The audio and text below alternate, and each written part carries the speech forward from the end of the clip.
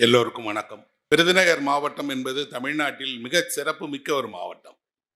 நீங்கள் பள்ளி கல்வித்துறையை சேர்ந்தவராக இருந்தால் பள்ளி கல்வித்துறையில் ஒவ்வொரு ஆண்டும் தமிழக அளவில் அதிக தேர்ச்சி பெறக்கூடிய ஒரு மாவட்டம் என்ற பெருமையை தொடர்ந்து தக்க வைத்துக் கொண்டிருக்கிறது. வழக்கமாக சொல்லுவார்கள், நீங்கள் நன்றாக படிக்க வேண்டும் என்றால் இங்கிலாந்தில் இருக்கக்கூடிய ஆக்ஸ்போர்டுக்கு அனுப்பி வையுங்கள், அங்கே போனால் உங்கள் பிள்ளை மிகச் சிறப்பாக படித்து விடுவான் என்று. நானெல்லாம் சென்னையில் வசித்தாலும் என் பையனை படிப்பதற்காக விருதுநகருக்கு அனுப்பி வைத்தேன். சென்னையில் இல்லாத பள்ளி இல்லை. ஆனால் இந்த மாவட்டத்தில் இருப்பது போன்ற சிறந்த கல்வியும் சிறந்த ஆசிரியர்களும் கல்வியில் மேலோங்கிய மக்களும் வேறு எங்கும் இல்லை நண்பர்களே. அந்த வகையில் விருதுநகர் மாவட்டம் என்பது தொடர்ந்து கல்வியில் முதலிடத்தில் வரக்கூடிய மிகச்சிறந்த தேர்ச்சி பெற்ற மாணவர்களையும் பள்ளிகளையும் கொண்ட ஒரு இடம் என்றால் இந்த அறிவுதான் இந்த மாவட்டத்தினுடைய மிகப்பெரிய சொத்து.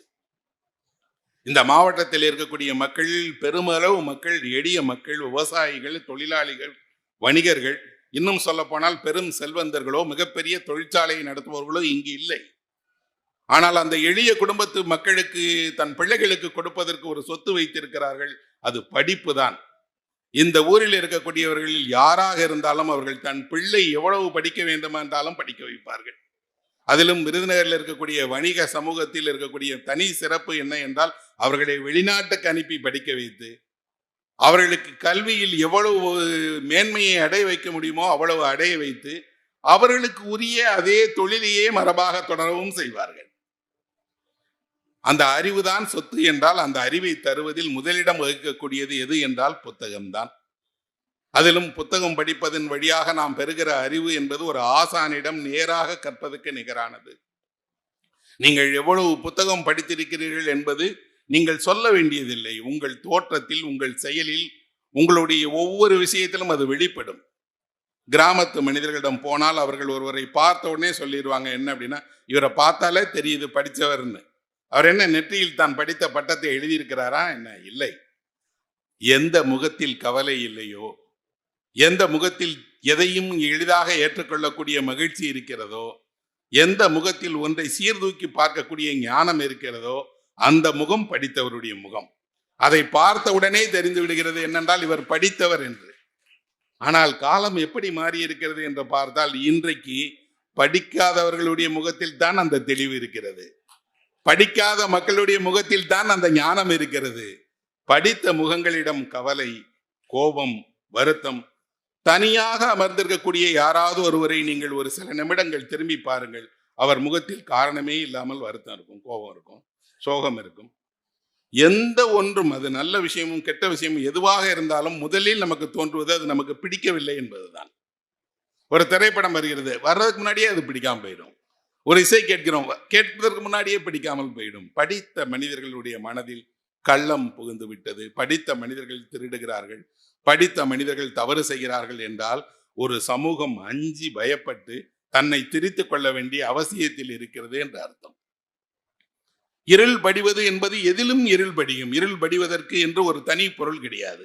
எந்த பொருளின் மீதும் கருமை படியும், இருள் படியும். ஆனால் அதை அகற்றவும், துடைக்கவும், மறுசீரமைப்பு செய்யவும், இன்னும் சொல்ல போனால் மீண்டும் புத்தொழி பெறவும் செய்வதற்கு முயற்சிக்க வேண்டும் இல்லையா? அந்த முயற்சிகளுக்குத்தான் நண்பர்களே இவ்வளவு புத்தகங்களும் துணை செய்கின்றன. இந்த புத்தகங்கள் என்பது ஒரு ஏற்றி வைக்கப்பட்ட விளக்கு போன்றது என்றால் அது வெறும் சொல் அல்ல, ஓமை அல்ல. உண்மையில் அந்த விளக்கு எரிய தொடங்கினால் உங்களுக்குள்ள இருக்கக்கூடிய அறியாமை விலகத் தொடங்கும். நீங்களே உங்கள் முடிவுகளை எடுப்பீர்கள், நீங்களே உங்கள் சரி தவறுகளை ஒப்பிட்டு பார்ப்பீர்கள்.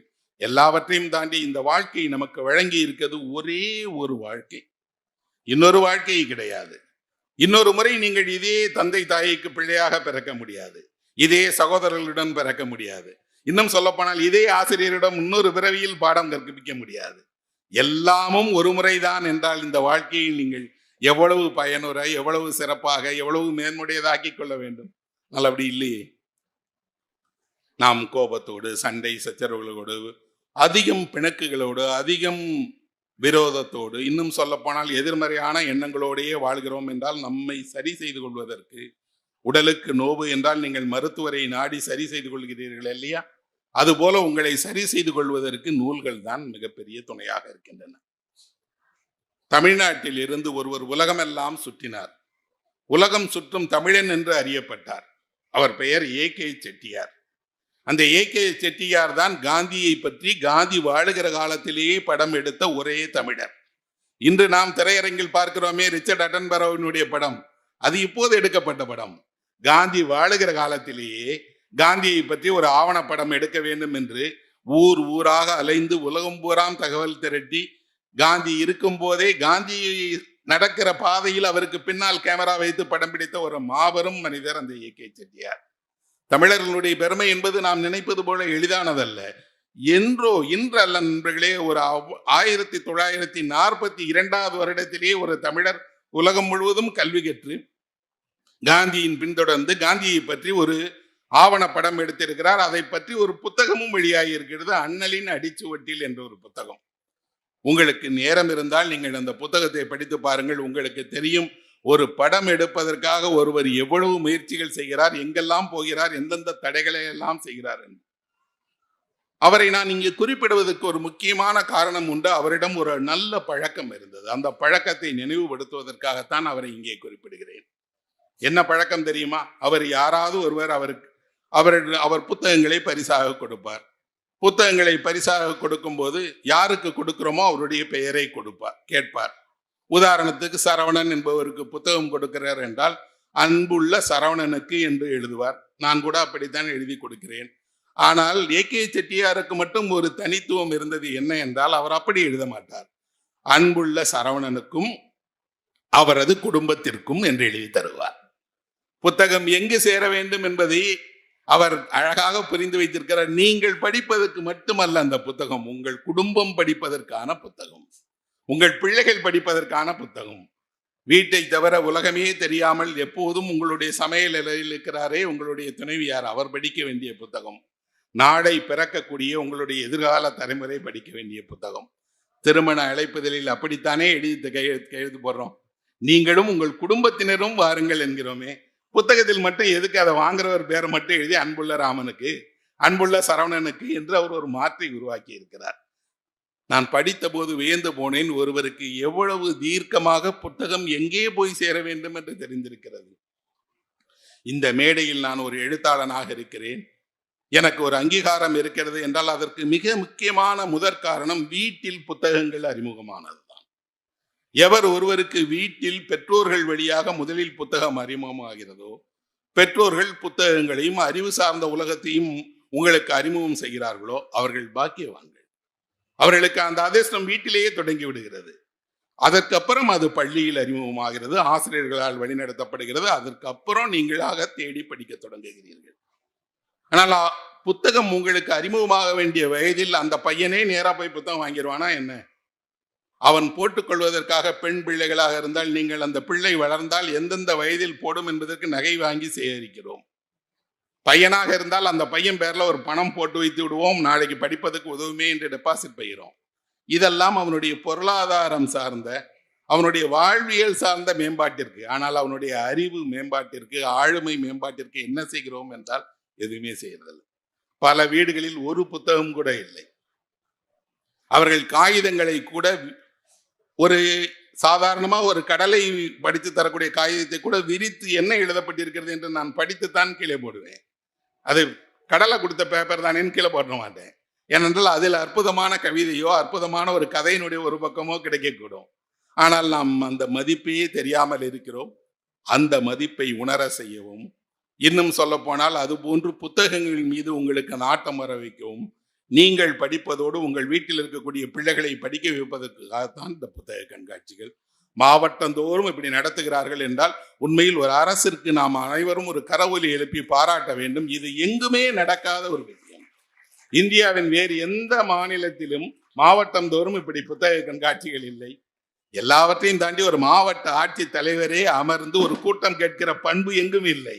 அது தமிழ்நாட்டில் குறிப்பாக இன்று இருக்கக்கூடிய ஆட்சியாளர்களை நான் பெருமையோடு சொல்லிக் கொள்வேன். அவர்கள் இலக்கியம் தெரிந்த ஆட்சியாளர்கள், எழுத்தாளர்களை அறிந்த ஆட்சியாளர்கள், புத்தகம் தெரிந்த ஆட்சியாளர்கள், நன்றாக பேச தெரிந்த ஆட்சியாளர்கள். இந்த மேடை அவருக்கு வழங்கப்பட்டால் என்னை போலவே ஜெயசீலன் அவர்களும் மிக சிறப்பாக உரையை வழங்க முடியும். காரணம் என்ன என்றால் அவர்கள் மரபாக தமிழின் மீதும், தமிழ் இலக்கியத்தின் மீதும், தமிழ் பண்பாடு வரலாற்றின் மீதும் ஈடுபாடு கொண்டிருக்கிறார்கள், அதை அடுத்த நிலைக்கு கொண்டு செல்ல பார்க்கிறார்கள். அதன் அடையாளமாகத்தான் நான் இந்த கண்காட்சிகளை பார்க்கிறேன். இந்த தருணத்தில் அவர்கள் எல்லோருக்குமே என்னுடைய அன்பையும் நன்றியையும் தெரிவிச்சுக்கிறேன். எதை பற்றி பேசலாம் என்று கேட்டபோது ஒவ்வொரு தலைப்பை தேர்வு செய்யும் போதும் அந்த தலைப்பு குறித்து உங்களிடம் அல்ல என்னிடமே நான் கேட்டுக்கொள்வேன். அதை பற்றி நான் ஏன் பேச வேண்டும், எனக்கு என்ன தெரியும் என்ன தெரியாது என்று. எளிமையான 2 சொற்களை இன்று உங்களுக்கு தலைப்பாக தேர்வு செய்தேன், வீடும் உலகமும் என்று. அந்த சொற்கள் இரண்டும் எனக்கு நீண்ட காலமாக என் மனதை உரித்து கொண்டே இருக்கக்கூடிய 2 சொற்கள். வீடும் உலகமும் என்பது 2 சொற்கள் எவ்வளவு நெருக்கமாக இருக்கிறது, எவ்வளவு தனித்துவமாக இருக்கிறது. ஆனால் வீட்டிற்கும் உலகத்துக்கும் இடையில் எவ்வளவு இடைவெளி இருக்கிறது. வாழ்க்கையில் இந்த சொற்கள் வீட்டிலிருந்து உலகத்திற்கும் உலகத்திலிருந்து வீட்டுக்கும் செல்வதற்கும் இடையில் மிகப்பெரிய இடைவெளி இருக்கிறது. வீடு உங்களை எளிதாக அங்கீகரித்து விடும், உலகம் அங்கீகரிக்காது. உலகம் எளிதாக அங்கீகரித்து விடும், வீடு உங்களை அங்கீகரிக்காது. வீடும் அங்கீகரித்து உலகமும் அங்கீகரிக்கிறது என்பதுதான் ஒரு மனிதனுடைய உயர்வான வாழ்க்கை. அப்படி வீடும் உலகமும் ஒரு சேர அங்கீகரிப்பதற்கு நீங்கள் செய்ய வேண்டிய பணிகள் என்ன என்பதை பற்றித்தான் நான் பேச விரும்புகிறேன். நண்பர்களே, நாம் ஒரு வீட்டில் பிறக்கிறோம். வீடுதான் மனிதனுடைய மகத்தான கனவு. இந்த உலகத்திலே மிக பாதுகாப்பான ஒரு உடை இருக்கிறது என்றால் என்ன சொல்வார்கள் என்றால், புல்லட் ப்ரூஃப் அணிஞ்சுக்கோங்க. புல்லட் ப்ரூஃப் போட்டுக்கிட்டா எந்த துப்பாக்கி தோட்டாவும் உங்களை துளைக்காது என்பார்கள். நான் சொல்லுவேன், அதெல்லாம் எதுவுமே இல்லை. இந்த உலகிலே மிக பாதுகாப்பான ஒன்று இருக்கிறது என்றால் அது உங்கள் வீடு தான். உங்கள் வீடு தருகிற பாதுகாப்பை உலகத்தில் எந்த ஹோட்டலும் எந்த நகரமும் எந்த இடமும் தந்து விடாது. வீடு என்பது வெறும் சுவர்கள் அல்ல, அது உங்கள் வாழ்வின் அடையாளம். மனிதர்கள் வாழ்நாள் முழுக்க எதற்காவது இயங்கிக் கொண்டே இருக்கிறார்கள் என்றால் வீட்டை சொந்தமாக்கி விட முடியாதா என்பதற்கு தான் இயங்கிக் கொண்டிருக்கிறார்கள். பூங்காவில் நடைபயிற்சி செய்யக்கூடியவன் நான் நடைபயிற்சி செய்யும் போது நிறைய நண்பர்கள் எனக்கு அங்கு உண்டு. ஒரு நண்பர் சொன்னார், ஐயா, நான் 20 வயதில் எனக்கென்று ஒரு வீடு வாங்க வேண்டும், கட்ட வேண்டும் என்று ஆசைப்பட்டேன். ஆனால் சிறிய வருமானம் என்னால் முடியவே இல்லை. என் காலமே முடிந்துவிடும் போல இருக்கிறது. இன்றைக்கும் வாடகை வீட்டில் இருக்கிறேன். வாழ்நாளெல்லாம் வாடகை வீட்டிலேயே இருந்து இறக்க வேண்டியதுதானா? இது என்னையா துயரம்? இந்த நகரத்தில் என்னாலெல்லாம் ஒரு இடம் வாங்கவே முடியாதே என்றால் அது அவரது குரல் இல்லை நண்பர்களே. வாடகை வீட்டில் வாழ்நாளெல்லாம் குடியிருக்கக்கூடிய அத்தனை பேருடைய குரலும் என்ன தெரியுமா? எனக்கு என்று ஒரு சின்ன வீடு. அந்த வீடு பெரிய மாளிகை அல்ல, ஆனால் அந்த வீடு எனக்கென்று இருக்க வேண்டும். ஏன் தெரியுமா? நீங்கள் உங்களுடைய முதுமையை கழிப்பதற்கு பாதுகாப்பான ஒரு இடம் வீட்டை தவிர வேறு இல்லை. உங்கள் பேரன் பேத்திகள் வருவதற்கு பாட்டி வீடு தாத்தா வீடு என்ற ஒரு வீடு வேண்டும் தானே. தாத்தாவும் பாட்டியுமே இன்னும் ஊராக மாறிக்கொண்டே இருப்பார்கள். அவர்களுக்கென்று ஒரு சொந்த வீடு இல்லை என்றால் அந்த பிள்ளைகள் என்ன நினைக்கும்? இதுதானா நீங்கள் வாழ்ந்த வாழ்க்கை? உண்மையில் வீடு என்பது நாம் நினைப்பது போல வெறும் வீடு இல்லை நண்பர்களே. தமிழில் வீடு என்பதன் உண்மையான பொருள் என்ன தெரியுமா? சொர்க்கம் என்பதுதான் வீடு. வீடு வேறு என்றால் சொர்க்கம் அடைவது. ஆனால் உண்மையில் நம் வீடுகள் சொர்க்கமாகவா இருக்கிறது? இல்லையே. சொர்க்கமாக இருக்க வேண்டிய வீட்டை நரகமாகி வைத்துக் கொண்டிருப்பவர் நாம் தான். யாரும் நம்மை மீறி நம் வீட்டிற்குள் வரவே மாட்டார்கள். நாம் அழைத்தாலே ஒழிய நம் வீட்டிற்குள் எவருக்கும் இடம் கிடையாது. ஆனால் நாம் தான் வீட்டை உருவாக்கினோம். நாம் தான் பெற்றோர்களாக இருக்கிறோம், பிள்ளைகளாக இருக்கிறோம், அண்ணன் தம்பியாக இருக்கிறோம், ஒரே வீட்டில் குடியிருக்கிறோம். ஆனால் வீட்டை நாமே நரகமாக்கி கொண்டே இருக்கிறோம். என்ன காரணம் என்ன என்றால், ஒருவருடைய உணர்ச்சி இன்னொருவருக்கு புரியவில்லை, ஒருவருக்கான அங்கீகாரம் இன்னொருவர் தருவதில்லை, ஒருவர் ஆசைகளை இன்னொருவர் புரிந்து கொள்வதில்லை. எல்லாவற்றையும் தாண்டி யார் அதிகாரம் செலுத்துவது என்பதுதான் போட்டி. உலகிடம் உங்கள் அதிகாரத்தை காட்டுங்களேன், உலகம் உங்களை செல்லா காசாக்கி தூக்கிவிடும். வீட்டில் தான் உங்கள் உத்தரவுக்கு காஃபி, உங்கள் உத்தரவுக்கு இட்லி, உங்கள் உத்தரவுக்கு எல்லாமும் கிடைக்கும், வெளியில் கிடைக்காது. வீட்டில் இப்படியெல்லாம் உத்தரவுகள் இட்டவர் வெளியே பார்த்தால் ஒரு பணியாளராக இருப்பார். யாரோ ஒருவர் அவரை போய் டீ வாங்கிட்டு வாங்கன்னு அனுப்புவார். அவர் ஓடி போய் டீ வாங்கி கொண்டு வரக்கூடியவராக தன் வாழ்க்கையை வாழக்கூடிய ஒருவர். அந்த வேலை தவறல்ல, அது அவருக்கு கிடைத்திருக்கக்கூடிய பணி. ஆனால் வீட்டில் ஒருபோதும் ஒரு காஃபி டம்ளரை எடுத்து இன்னொருவருக்கு கொடுக்க மாட்டார். அதுதான் எனக்கெல்லாம் புரியாத விஷயம். நீங்கள் உங்கள் பணியிடத்தில் இதை யாருக்காகவோ செய்கிறீர்களே, உங்கள் பிள்ளைகளுக்கு உங்கள் மனைவிக்கு ஏன் அதை செய்யக்கூடாது என்றால் மனதில்லை. வீடு என்பது நான் அதிகாரம் செலுத்துகிற இடம். உண்மையில் என்ன என்றால், ஒரு மனிதன் வீடு எனக்கு எதையெல்லாம் தரவில்லையோ அதையெல்லாம் உலகம் தரும் என்று நம்பிதான் உலகத்திடம் செல்கிறான். வீடு ஒருபோதும் எவரையும் எளிதே பாராட்டாது, எந்த விருதும் கொடுத்து விடாது, எந்த பரிசும் கொடுத்து விடாது. நீங்கள் மிக நன்றாக இருந்தால் அப்படியா என்று உங்கள் அப்பா கேட்பார். நீங்கள் மிகச் சிறந்த ஒரு காரியம் செய்தால் கூட யாரோ உங்கள் மனைவியோ அல்லது உங்கள் அம்மாவோ சொல்லுவாங்க, இதெல்லாம் என்ன ஒண்ணுமே இல்லை. எளிதாக ஒரு வீடு உங்களை அங்கீகரிக்காது. ஆனால் உலகம் அப்படி இல்லை. ஒவ்வொரு சிறு செயலுக்கும் உங்களை பாராட்டும், பணம் கொடுக்கும், விருது கொடுக்கும், அங்கீகரிக்கும். இன்னும் சொல்ல போனால் உலகம்தான் நண்பர்களே உங்களுக்கு கிடைத்திருக்கக்கூடிய அத்தனை மகிழ்ச்சியையும் கொடுத்திருக்கிறது. வீடு உங்களுக்கு எந்த பட்டமும் கொடுக்காமல், எந்த விருதும் கொடுக்காமல், ஆனால் உங்களை தொடர்ந்து குற்றம் சொல்லிக்கொண்டே இருக்கும்.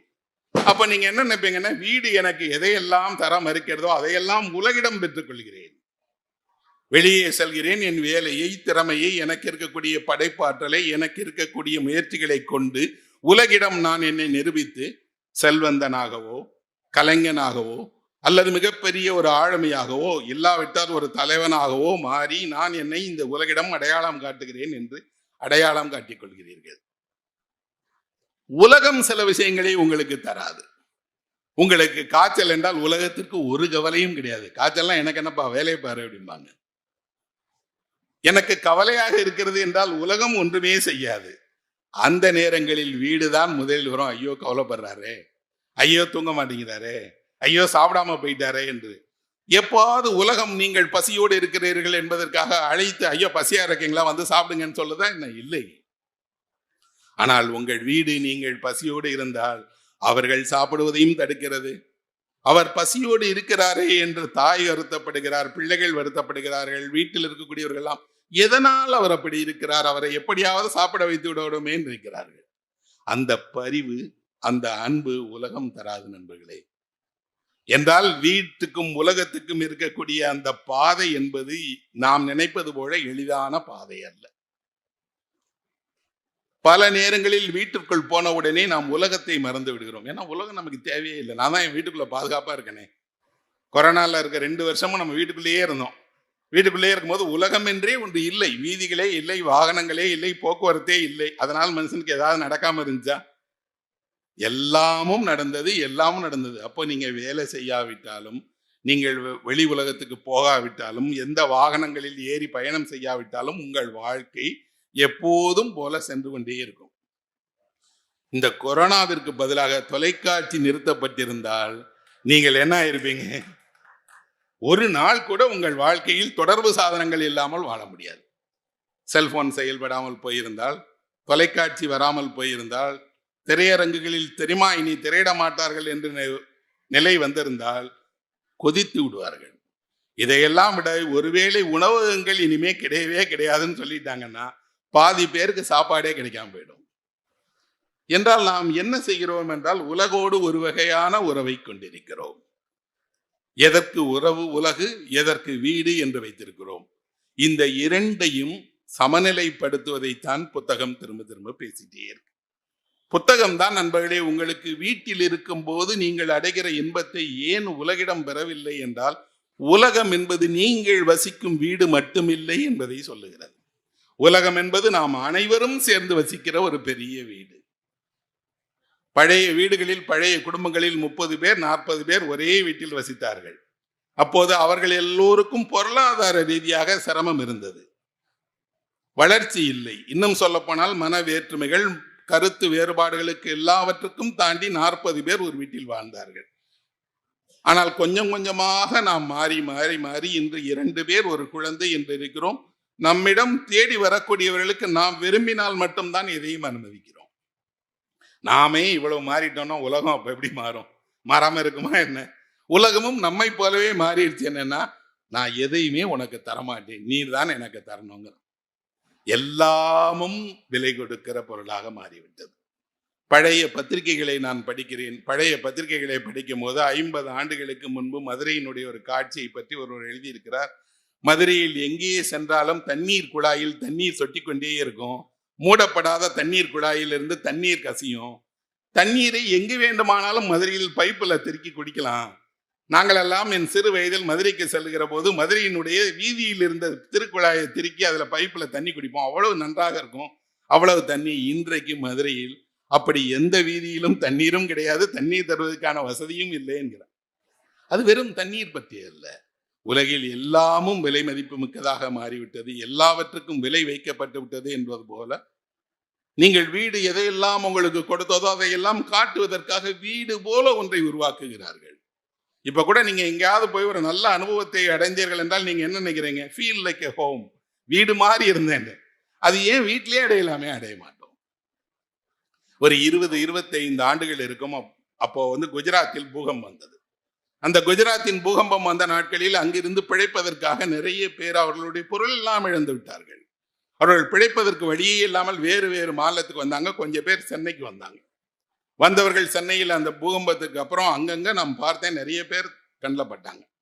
ஒரு நாள் ஒரு பெண்மணி எங்கள் வீட்டுக்கு வந்தார். அவருக்கு மொழி தெரியவில்லை.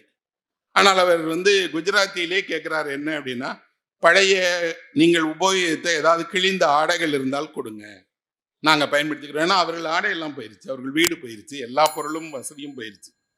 பழைய துணிகளை கொடுங்கள்னே நாங்கள் எங்களிடம் இருந்த பயன்படுத்திய துணிகள் கொஞ்சம் பொருட்கள் எல்லாம் அவர்களுக்கு கொடுத்தோம். அவங்க அந்த அம்மா வாங்கிட்டாங்க. வாங்கிட்டு அந்த அம்மா என்கிட்ட என்னை பார்த்து கேட்டார்கள், இன்னும் ஒன்று கேட்பேன் கொடுப்பீங்களா அப்படின்னு. பணம் ஏதாவது கேட்குறாங்க போல இருக்கு, பரவாயில்ல அவர்களுக்கு கொடுக்கலாம்னு சொல்லுங்கம்மா அப்படின்னு கேட்டேன். அந்த அம்மா கேட்டாங்க, எனக்கு ஒரு சாமி படம் வேணும்னு கேட்டாங்க. வீடு இல்லை, வீதிக்கு வந்துட்டாங்க, வாழ்க்கையில் எல்லாம் போயிடுச்சு, சாமி படம் எதுக்கு கேட்குறாங்க? நான் எதுக்குன்னு கேட்டேன், வேணும் அப்படின்னாங்க. ஒரு சின்ன இவ்வளோ சைஸ் யாரோ ஒரு நண்பர் கொடுத்த கிருஷ்ணருடைய படம் ஒன்று எங்கள் வீட்டில் இருந்தது. அதை எடுத்து அந்த பெண்ணுக்கு கொடுத்தேன். வணக்கம் வைத்து வாங்கிட்டு போயிட்டாங்க. எனக்கு அவர் வாங்கிக்கு போன பின்னாடியிலேருந்து ஒரு பெரிய கேள்வி எழுந்தது. என்ன என்றால், வாழ்க்கையில் உங்களை ஒன்றுமே இல்லை என்ற நிலைக்கு ஆக்கிய பிறகும் கூட இந்த கடவுள் மேல் கோபம் வரவே இல்லை இவர்களுக்கு. எல்லாவற்றையும் பறித்து வீதியில் அலைய விட்டாலும் கூட அவர்களுக்கு கடவுள் வேண்டி இருக்கிறாரே. இதெல்லாம் தாண்டி வீடே இல்லையே இந்தவர்களுக்கு, எங்கே போய் இந்த கடவுளை என்ன செய்வார்கள் என்று எனக்கு தெரியலையேன்னு பார்த்தேன். ஒரு வாரம் அப்புறம் நான் நடந்து செல்லும் போது அசோக் நகரனுடைய அந்த பிளாட்ஃபார்ம்ல ஒரு மரத்துக்கு அடியில் அந்த குடும்பம் இருந்தது. அந்த மரத்தில் ஒரு ஆணி அடித்து நான் கொடுத்த சாமி படத்தை மாட்டி வைத்திருக்கிறார்கள். அவர்கள் வீடு தயாராகிவிட்டது. நான் ஒன்றை புரிந்து கொண்டேன் நண்பர்களே, சுவர் இல்லாமல் வீடு இருக்கும். வீடு என்பது சுவர்கள் அல்ல, அது மனதால் உருவாக்கப்படுகிறது. எந்த இடத்தில் ஒரு தெய்வ உருவமும், எந்த இடத்தில் ஒரு மனிதன் படுப்பதற்கான இடமும், அவர்களுக்கான ஒரு கூரையும் இருக்கிறதோ அதுதான் அவனுடைய வீடு. அந்த வீடு நிரந்தரமானது. எனக்கு அந்த ஒரு நிமிடம் அப்படி சிலிர்த்து போய்விட்டது. என்ன என்றால், ஒரு பெண் எங்கேயே சென்றாலும் உலகில் தனக்கான ஒரு வீட்டை உண்டாக்கி விட முடியும். ஒரு ஆணால் அறையை மட்டும்தான் உண்டாக்க முடியும், வீட்டை உருவாக்கவே முடியாது. அதனால்தான் எங்கே போனாலும் ஆண்கள் அறை எடுத்து தங்குகிறார்கள், அறையை பயன்படுத்துகிறார்கள். பெண்களுக்கு அறை போதாது, அவர்களுக்கு ஒரு வீடு வேண்டும், முழு வீடு வேண்டும். அந்த வீட்டையும் அவ்வளவு சுத்தமாக அழகாக பராமரிக்க வேண்டும். நோயுற்ற நிலையிலும் கூட வீட்டை பராமரித்து அவ்வளவு அழகாக வைத்திருக்கக்கூடிய பெண்களை பார்க்கிறேன். ஒவ்வொரு நாளிலும் அவர்களுடைய வேலையில் பாதியை வீடு சாப்பிடுறது. ஆனால் அவர்கள் அதை ஆசையோடு செய்கிறார்கள், ஆசையோடு பராமரிக்கிறார்கள். அதை குனிந்து பார்ப்பதற்கு கூட வீட்டில் இருக்கக்கூடிய யாருக்கும் கவனமே கிடையாது. எவரும் வீட்டு வாசலில் போடப்பட்டிருக்கக்கூடிய கோலத்தில் எத்தனை புள்ளி இருக்கிறது என்று குனிந்து கூட பார்க்க மாட்டார்கள். உலகமும் பார்க்காது, கணவரும் பார்க்க மாட்டார்கள். பிள்ளைகளுக்கெல்லாம் இதெல்லாம் ஏமா வேஸ்ட் போயிட்டே இருப்பாங்க. ஆனால் அந்த பெண்ணிற்கு தெரியும், உங்கள் யாருக்காகவும் இல்லை, எனக்காக, என் மகிழ்ச்சிக்காக, எனது வீடு எனது அடையாளம் என்பதற்காக இதை செய்துட்டே இருக்கிறார் என்றால் அவர்கள் மனது எவ்வளவு அன்பும் கருணையும் கொண்டதாக இருக்கு பாருங்க. இந்த அம்மாவினுடைய அந்த படத்தை பார்த்தேன்ல, 10 நாளைக்கு அப்புறம் அதே சாலையில திரும்பி போனேன். அந்த பழைக்க வந்த குடும்பத்தினுடைய ஆண் ஒரு சின்ன பாக்கெட் ரேடியோ வச்சுட்டு கால் மேல கால் போட்டு பிளாட்பாரத்தில் படுத்துட்டு அந்த பாக்கெட் ரேடியோல பாட்டு கேட்டுட்டு இருந்தாரு. எனக்கு ரொம்ப சந்தோஷமாக இருந்தது. எல்லா துயரங்களுக்கு இடையிலையும் மனிதர்களால் இன்பமாக வாழ முடியும். மனிதன் தன் இன்பத்தை உண்டாக்கி கொள்ள முடியும். தனக்கு வீடு இல்லை, எங்கோ துரத்தப்பட்டிருக்கிறோம், மொழி தெரியாத மாநிலத்தில் வாழ்கிறோம், பிழைக்க வழி இல்லை. ஆனாலும் ஒரு இனிய பாடல் காதில் கேட்கும் போது மகிழ்ச்சியாகத்தான் இருக்கிறது, மனம் நிறைந்துதான் போகிறது. தன்னை மறந்து அந்த மனிதனுடைய கால்கள் அசைந்து கொண்டிருக்கும் போது எனக்கு தோன்றியது, உலகில் மனிதன் என்றுமே இது போல துயரிலிருந்து விடுபடுவதற்கான வழியை அவனே கண்டுபிடித்துக் கொள்வான்.